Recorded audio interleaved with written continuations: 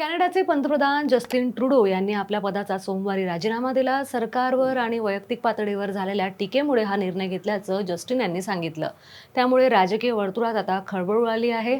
आता त्यांचा उत्तराधिकारी कोण असेल असा प्रश्न देखील निर्माण होत आहे. तर सध्या भारतात आणि कॅनडामध्ये अनिता आनंद हे नाव चर्चेत आहे, कारण अनिता आनंद पुढच्या कॅनडाच्या पंतप्रधान होऊ शकतात असं सांगितलं जात आहे. चला तर जाणून घेऊया, अनिता आनंद आहेत तरी कोण.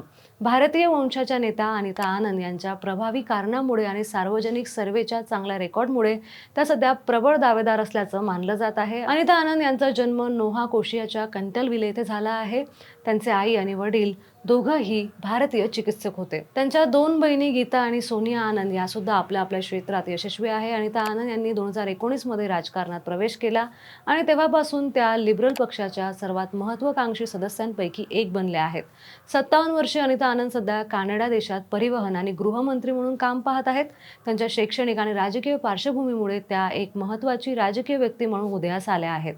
राजकारणात येण्यापूर्वी त्या टोरंटो विद्यापीठात कायद्याच्या प्राध्यापक होत्या. अनिता आनंद या जर कॅनडाच्या पंतप्रधान झाल्या तर जस्टिन ट्रुडो यांच्या काळात कॅनडा आणि भारत यांच्यात बिघडलेले संबंध पुन्हा चांगले होतील अशी अपेक्षा केली जात आहे.